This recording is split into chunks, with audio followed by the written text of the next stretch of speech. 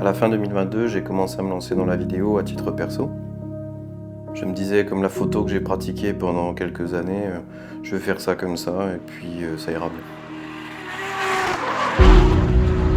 Sauf que ça s'est emballé un peu et 4 mois après, j'ai ouvert Pierre Studio. Si j'ai décidé de faire ça, c'est parce que j'avais la volonté de créer quelque chose qui m'appartienne réellement, d'aller plus loin et de travailler pour les autres et plus seulement pour moi. C'est là la grande différence. On n'agit plus simplement selon ses propres critères, il faut aussi considérer les attentes de celui ou celle pour qui on travaille. Il faut être capable de prendre du recul, analyser, comprendre le besoin et accompagner la personne tout au long du projet.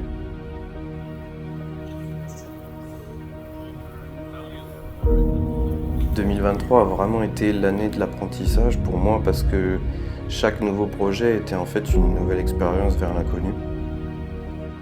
Mais finalement, il y avait quand même beaucoup de choses qui se faisaient assez naturellement et c'était un plaisir d'apprendre même s'il y avait forcément un petit peu de peur. C'est vrai que je me suis jeté dans le grand bain sans vraiment savoir où j'allais et heureusement, j'ai pu compter sur des partenaires qui m'ont fait confiance dès le début, comme Drift & Fun et Torque en particulier. C'est vraiment eux qui m'ont permis de me faire remarquer et grâce à ça, par exemple, d'obtenir mes accréditations médias au championnat de France de drift, où j'ai pu suivre la Rhino Drift Team.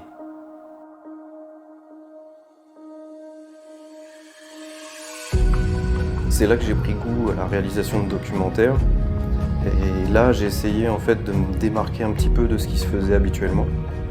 Arriver à capter ce qui se dégage d'une ambiance, de dialogue, essayer vraiment de me concentrer vraiment sur le fond et tout ce qui se cache derrière une équipe de sport auto.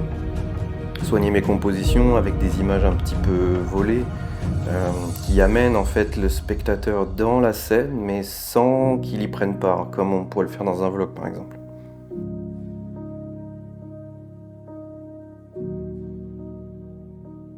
C'est vrai que globalement, j'essaye d'appliquer des codes un petit peu du cinéma sur des formats qui ne sont pas forcément destinés. C'est quelque chose qui me plaît vraiment et je pense qu'il me démarque un petit peu. C'est un peu ma patte, on va dire.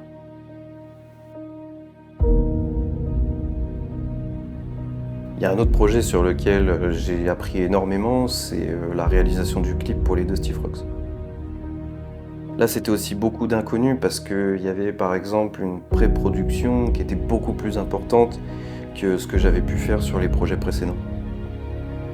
On a pas mal discuté de l'ambiance générale que les Dusty voulaient retranscrire dans leur clip, la structure qui leur plairait et notamment inclure une partie de fiction en fait.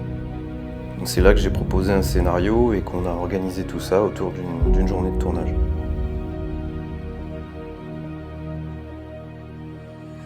C'était vraiment particulier parce qu'on était dans un environnement qui était vraiment magnifique, mais il faisait très froid. J'avais une quinzaine de personnes autour de moi qui attendaient pour faire telle ou telle scène, parfois pendant plusieurs heures. Ça met une pression supplémentaire parce qu'on ne veut pas les faire attendre, mais on a envie que tout soit parfait. C'est pas forcément facile à gérer au début, mais au final ça s'est super bien passé et ils étaient vraiment très contents du résultat.